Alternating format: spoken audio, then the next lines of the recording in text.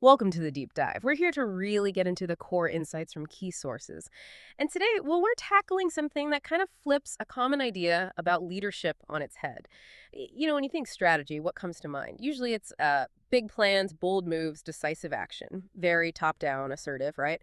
But what if the real start of great strategy isn't about talking or acting first? What if it's something quieter, something more receptive, like a pause, a moment of stillness in an organization? That's exactly the fascinating territory we're exploring today. A really profound question. We're going to unpack this concept of listening as strategy. Our source material is an excerpt by Ting called Listening as Strategy, The Silent Power of Leadership. It's part of a larger series, the Global Leadership Insights 2030 mini-series Inner Leadership. And it offers a pretty unique take on what effective leadership needs today. So our mission really is to see how listening goes way beyond just being a soft skill or, just being polite. The argument here is that it's actually a foundational discipline, a powerful one that can genuinely transform decision-making and lead to these surprising insights. Insights you just wouldn't get from, say, your standard surveys or even sophisticated data analytics. It's about developing a deeper awareness, really tuning into signals you might otherwise miss. And this really is for you listening. It doesn't matter if you're leading a huge global company or, managing a small team, or maybe just trying to be more effective in your own life. These principles of strategic listening, they apply pretty broadly. The aim is to help you become better informed, yes, but also more insightful, more adaptable, basically more effective wherever you are. It's about getting an edge, really, by hearing what others might be missing because they're too busy talking or just crunching numbers. So maybe just take a moment now as we start. When you think about strategy, what pictures or actions pop into your head? Is it mostly about um, making declarations, setting targets, driving execution? Or is there maybe some space in that picture for something else? Something like openness, a receptivity to what's already there, maybe just observing without immediately judging or reacting. Let that question kind of sit with you as we begin to explore how listening, this deep listening, could actually be the true start of strategy. Okay, so let's start with this idea the source calls the unseen beginning of strategy, the stillness of listening. It kicks off with this really striking observation. It talks about a subtle moment that often follows the movement of responsibility, a moment where something in the organization becomes still. And then it clarifies, not passive, but alert, as if the organization itself is waiting, listening. Yeah, that really goes against the grain, doesn't it? Usually, when responsibility shifts, the first impulse is action. Plan, delegate, go. But here it's suggesting a deliberate pause, a stillness. And crucially, it's not about being frozen or inactive. It's described as an active, alert state, like a heightened awareness, an intentional pause before the next move. So what does this alert stillness actually look like in, say, a busy company? And how could leaders or even whole teams actually cultivate that, especially when everything is screaming for immediate results? Well, the key word there is intentionality. This alert stillness isn't accidental. It's not just, quiet time for the boss. It's a discipline. Think about maybe a master crafts person. Before they touch that piece of wood or stone, they don't just jump in. They spend time with it, feeling it, looking at the grain, understanding its nature, its possibilities, its limits. That quiet observation, that's an active phase. It yields deep insight. So in an organization, this alert stillness is about intentionally quieting the noise, both internal and external.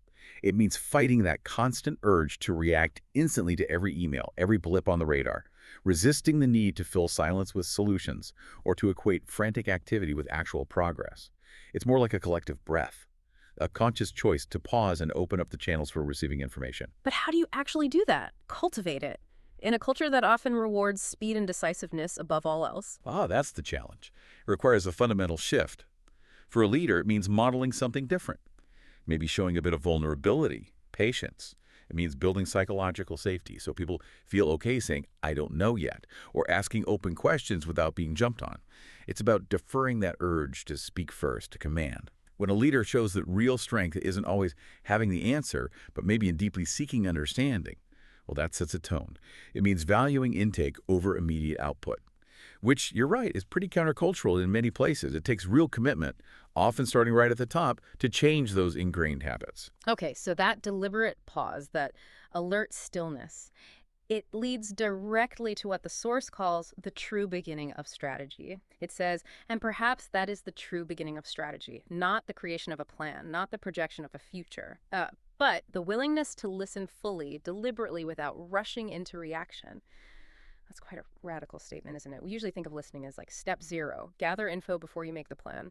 But this says listening is the start of the formation. When it says fully deliberately without rushing into reaction, what does deliberately really mean here? Because Uh, that sounds incredibly hard for leaders under pressure to just react, solve, show progress now. Deliberately here means it's a conscious, active choice. It's the polar opposite of just passively hearing things or waiting to talk.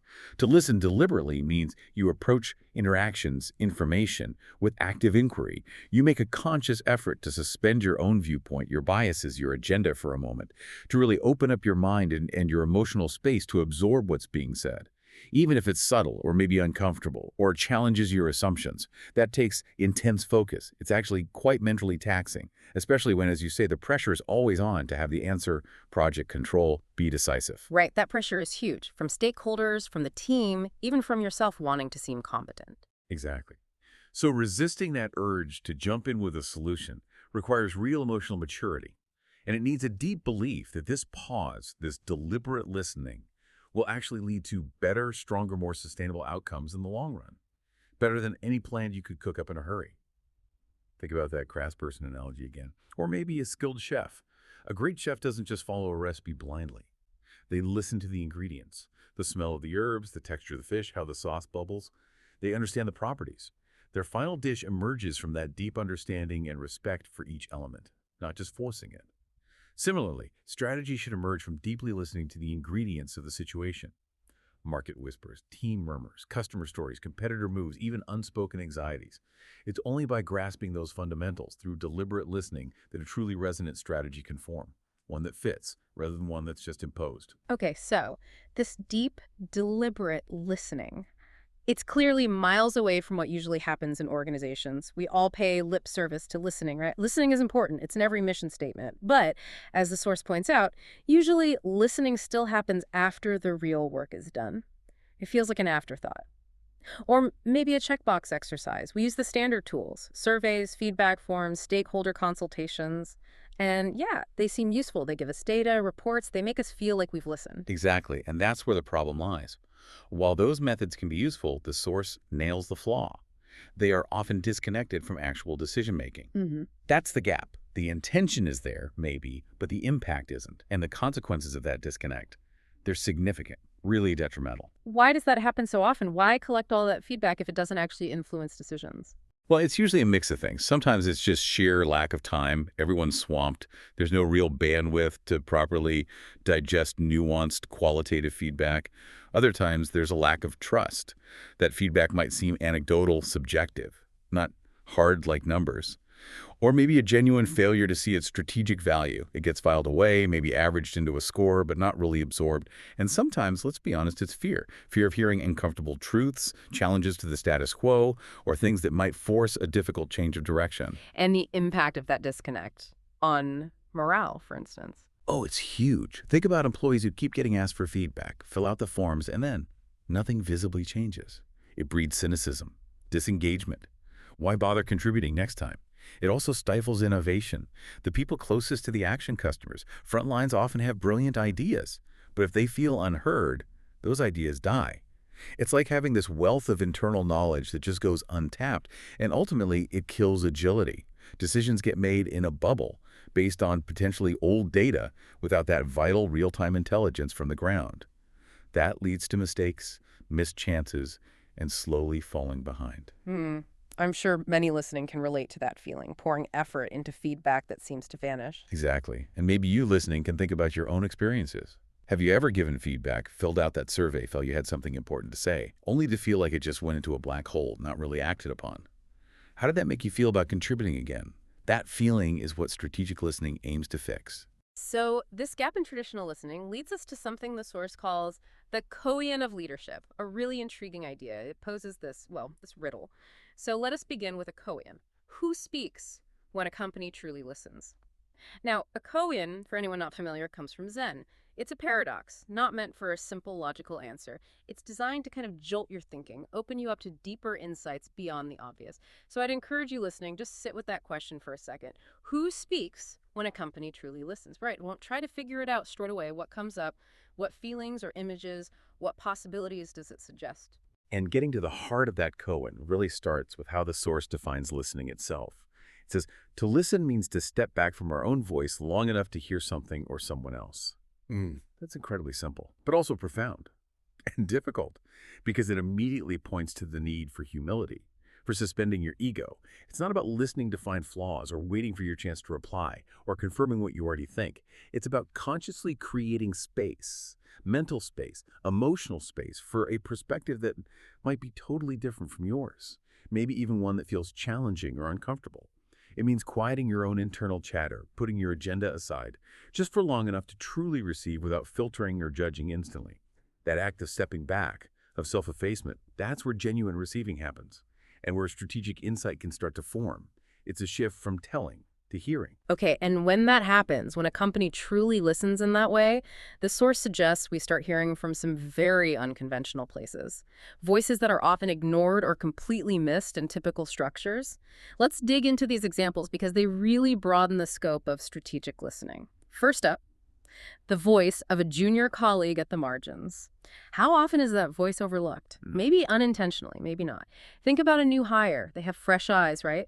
They haven't yet learned that that's just how we do things here. They might spot a huge inefficiency that everyone else takes for granted. Or a trend starting among their peers that senior people dismiss as trivial. Exactly. Their perspective isn't burdened by sunk costs or old habits. It can be incredibly valuable. Potentially offering radical new ideas or spotting risks others are blind to. But the hierarchy, the communication channels, just the sheer weight of senior opinions, it often silences them, doesn't it? How do we make sure those insights actually surface and get considered? That's the million-dollar question.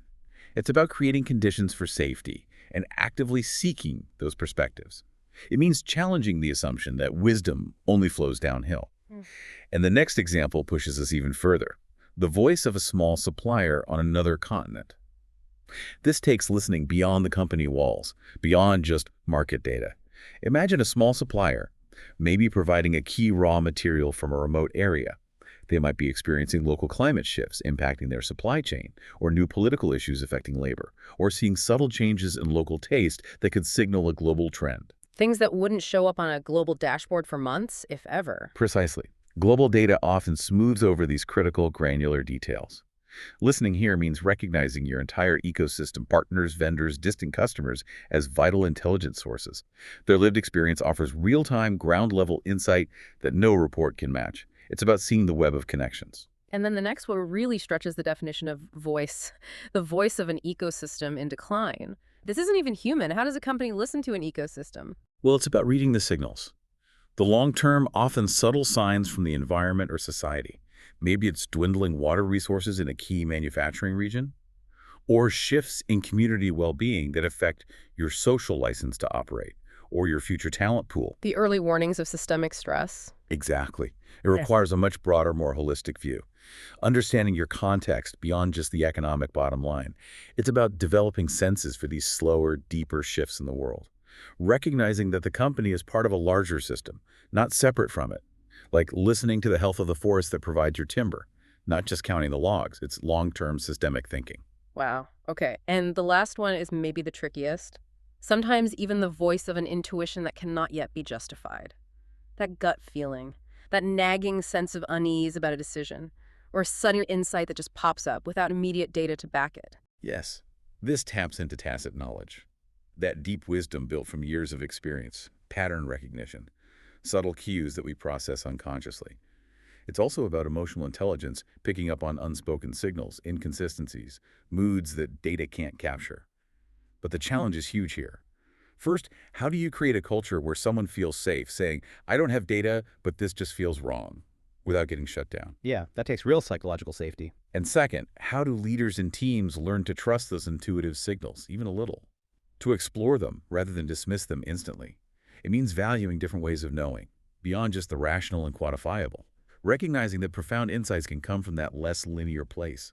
So expanding our idea of voice like this really highlights a potential pitfall in how we often approach strategy today. The source warns, if strategy is only data and projection, we risk becoming deaf to the subtle signals that carry the most important information. And that really hits home, doesn't it? Data is vital, obviously, for tracking trends, understanding the past, but it often gives us a rearview mirror perspective. It's great at telling us what has happened. They're not always so good at sensing what's about to happen. Right. It can miss those subtle qualitative shifts, the human elements, the whispers of change that signal the future. It's like trying to understand a complex relationship just by looking at text message logs. You miss the tone, the context. How often have you seen situations where reliance on spreadsheets alone led to being blindsided by something human, something cultural, something the numbers just didn't predict? It happens all the time, which is why the source follows up with such a powerful insight. Because the future does not always speak in numbers. Sometimes it whispers in stories. They're incredibly rich. They carry context, emotion, individual experiences, nuances that numbers just flatten out. Data might tell you what or how many. Stories tell you why. They tell you how it felt. They hint at the implications. They offer a different kind of intelligence, often more immediate, more predictive in a human sense. But in many business cultures, stories are seen as soft, anecdotal, less credible than hard data. That's often the bias, yes. A preference for the measurable, the quantifiable. If you can't put it in a chart, it doesn't count as much. So how can leaders actively cultivate the ability to hear and value these whispers of story?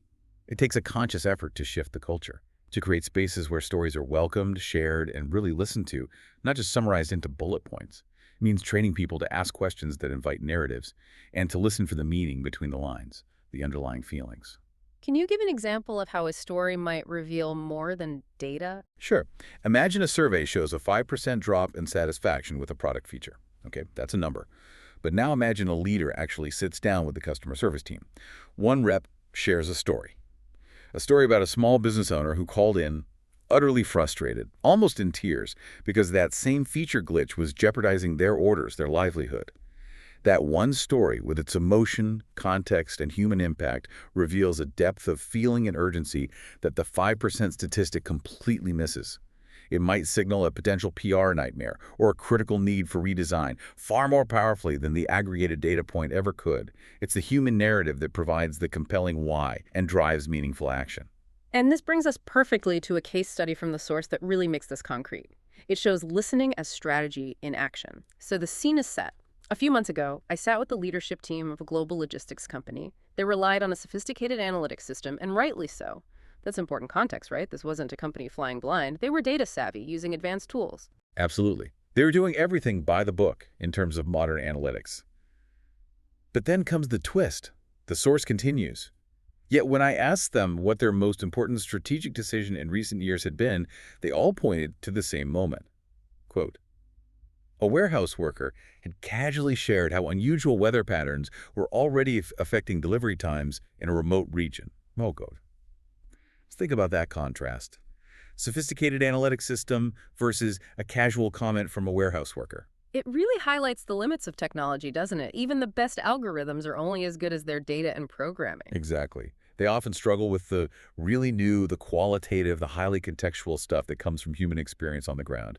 That worker at the sharp end had a kind of real-time, nuanced intelligence the system just couldn't replicate yet. It's like seeing the first few raindrops versus waiting for the weather radar to update. And this next bit is crucial. The algorithms hadn't captured it yet, but the tone of his story carried a quiet urgency. The tone of the story, not just the facts, but the feeling behind them. What does that mean for a tone to carry quiet urgency? It speaks to that emotional depth, that experiential knowledge, that gut feeling something is really wrong or about to become critical. It's the subtle things, the pauses, the word choices, the conviction that convey a truth deeper than just the surface information. Algorithms aren't good at hearing that yet. So leaders need to develop that sensitivity, to listen for the feeling, not just the fact. Yes, it requires empathy, emotional intelligence, a willingness to tune into those quieter frequencies. And imagine if they hadn't listened, if they dismissed it because the data didn't back it up yet. They likely would have been caught out, just like their competitors were. But here's the payoff. The source says, the company listened. They adjusted their routes in advance. 6 months later, a series of floods hit the region. Most competitors failed. They didn't. Wow. So foresight came not from prediction models, but from listening. Exactly. Receptive listening to an unexpected source. Trusting the knowing of someone on the front lines. And the leaders themselves said it perfectly. We didn't predict anything. We simply listened to the lived experience of our own people. That just nails it, doesn't it? That is listening as strategy. It shows that the biggest strategic wins can come from the humblest places, if you're truly open to hearing them. It's about human connection, not just algorithms. So this logistics example is powerful, but the source wants us to think bigger, to adopt a steady companion mindset. And in this view, listening is not a side activity. It is a discipline woven into the fabric of the organization. That implies a really deep shift, doesn't it? Beyond just occasional good listening moments, it means making it systematic, integrated. What does that look like practically, woven into the fabric? It means it stops being a special task and becomes just how things are done, part of the culture. It means building listening into daily routines, meeting formats, decision processes, leadership training at all levels. It's not an extra thing. It's part of the underlying structure. How would you even start to do that? Embed it so deeply? It requires intentional design, creating specific processes like maybe regular listening tours for leaders, training people not just to present, but to receive, rewarding listening, not just talking, maybe dedicated time in strategic planning just for absorbing input without immediate problem solving. It needs conscious effort to make it stick. And this mindset, the source suggests, leads to asking some really powerful, maybe uncomfortable questions. Let's unpack those. The first one, which voices are consistently not heard? Oof. That forces you to look at biases, power dynamics, blind spots. It's not just about who's quiet in meetings, but who maybe isn't even invited or feels unsafe speaking up, whose perspective is culturally devalued, perhaps. Are we actively creating forums where everyone feels genuinely able to contribute, even if it's challenging? Are we seeking out those potentially marginalized voices because of role or hierarchy or background? And for you listening, think about your own world, your team, your community. Who might be consistently unheard there? What crucial insights might be sitting there silent, just waiting for the right conditions to emerge? This demands real, intentional inclusion. Then the second question hits hard too. What truths exist inside the organization but never reach the decision rooms? These are often the elephants in the room, the uncomfortable truths. Maybe widespread knowledge of a process flaw, or simmering morale issues, or innovative ideas stuck in bureaucracy. Things people know but don't dare say to the bosses. Exactly. Often out of fear of repercussions or a culture that doesn't welcome bad news or dissent. But these hidden truths represent a huge untapped resource. And ignoring them is costly. Missed opportunities, festering conflicts, decisions made on faulty assumptions. It's like navigating with known holes in your map. So leaders need the courage to actually seek out and welcome that potentially difficult information. And the third question feels like the critical link. How do we translate what we hear into real action, not just empathy? This is where it gets real, right? Listening is great, empathy is good, but without action. It's just observation. Strategy requires doing. So the challenge is turning that qualitative insight, the story's urgency, the unspoken truth, into actual change. New policies, different resource allocations, maybe even stopping a project. Tangible shifts. And that takes courage, too. Maybe admitting your first plan wasn't right. Absolutely. It requires commitment to act on what you've heard, even if it disrupts things or forces a pivot. It's moving beyond simply understanding to actually doing something differently based on that understanding. Yeah. That's the hardest but most crucial step. So moving from the why to the how does this strategic listening actually show up in practice? The source gives 3 concrete examples. Okay, the first one. Sometimes listening means inviting a frontline worker into a board discussion. Imagine that. Someone straight from the shop floor or the call center talking directly to the executives. It immediately breaks down those silos, doesn't it? Totally. It grounds the high-level discussion in operational reality, challenges assumptions with raw, unfiltered experience. It provides that direct link to the pulse of the business, the customer experience, that often gets lost in translation upwards. But as you hinted earlier, it can't just be symbolic. Yeah. The person needs to feel genuinely heard, not like a token exhibit. Exactly. The board needs to listen openly, without defensiveness, even if the message contradicts their plans. It requires real psychological safety and respect for that perspective. Then the second example. Sometimes it means spending an afternoon with a local community without a media team. All right. This is about genuine immersion, not a photo op. Right. No scripts, no PR spin, just being present and listening. Whether it's the community around a plant or a key customer group or people impacted by your supply chain, it's about hearing concerns, aspirations, local knowledge directly. building trust. You'd get insights there you'd never find in a market report, understanding societal trends, local nuances, your real impact. It moves beyond just seeing stakeholders as data points to understanding their human story. That builds long-term resilience and legitimacy. And the third one is maybe the most subtle, but so important. Sometimes it simply means not dismissing the discomfort when someone quietly says something doesn't feel right. Not a big report, just a quiet feeling, a hesitation. Yes, that vague unease about a project, that gut feeling about a decision. This is about honoring intuition, recognizing those soft signals, those little warnings or nudges that often come before hard proof. But that requires, again, that safety. People need to feel okay voicing discomfort without being instantly shut down or asked for a 5-page analysis. And leaders need to trust those signals sometimes, their own and others, to lean into the discomfort, ask more questions, explore it rather than ignore it. Because that quiet something doesn't feel right could be the first sign of a huge problem or a missed opportunity. It's listening to the faintest, maybe most vulnerable, but sometimes most critical signals. Hashtag tag tag tag 88. The discomfort and true authority of listening. We need to be honest, though. This kind of deep, strategic listening. It's often uncomfortable. The source puts it plainly. Listening is uncomfortable because it shifts power. It decentralizes insight. It reminds the leader, you are not the only one who knows. That's the heart of the resistance, isn't it? Very often, yes. It challenges that traditional top-down model where the leader is expected to have all the answers, all the control. It challenges the ego.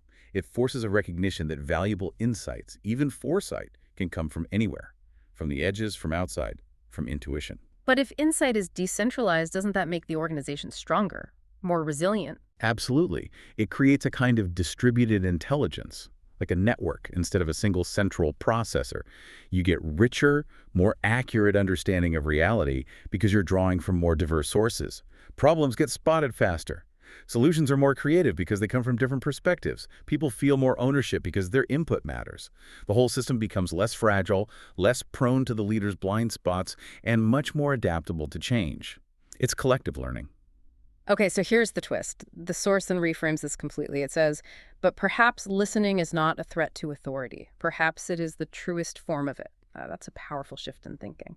True authority isn't about command and control, but about deep understanding, responsiveness, guiding with insight gained from really grasping the situation, an authority that's earned through wisdom and connection, not just granted by rank. It's influence based on hearing clearly, integrating diverse views, and leading from a place of genuine receptivity. And there's that beautiful analogy to drive it home.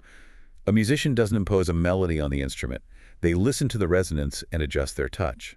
A leader can do the same. I like that. Think about it. A great musician doesn't just force the notes out. They understand the instrument, its unique voice, its potential, its limits. They listen constantly to the sound it's making, the reverberations, and they adjust their touch, their breath, their phrasing in response. It's a dialogue. To bring out its best, most authentic sound. Exactly. And leadership can be like that. True mastery isn't imposing a rigid plan from above. It's deeply understanding the instrument, the organization, its people, the market, the context. And that understanding comes from listening intently to all those different voices we talked about. That allows for nuanced, effective guidance that resonates, rather than a forced, discordant approach. So how can you, listening, adopt that musician's touch in your team, your projects, even your family? How can you listen more deeply to the resonance around you and adjust your approach to create more harmony, more impact? That's a great question to ponder. Hashtag, outro. Well, as we wrap up this deep dive, we've covered a lot of ground. We've really unpacked how listening isn't just passive. It's an active strategic discipline. The real starting point, perhaps. It challenges the idea that strategy only comes from the top or from the data. It suggests the most vital insights might be in the quiet whispers, the lived experiences, the subtle signals, the silent power. And to leave you with something very practical, a small practice from the source. Think about one important project or decision you're involved in right now. Then ask yourself, really honestly, whose voice has not yet been heard in this decision? Just let that question sit with you for a bit. Don't rush. If a name, a face, a group, a community comes to mind, maybe pause. Consider making an effort to really listen to that voice before you move forward. The source suggests it may shift everything. It's a powerful thought. We really encourage you to embrace this mindset of deep, continuous listening, the potential for clarity, for better decisions, for real impact. It's huge. building a better future, maybe one listen at a time. In looking ahead, our next deep dive, the ethics of growth. We'll explore what happens when this kind of listening starts to challenge our very definitions of success and progress. Until then, keep listening.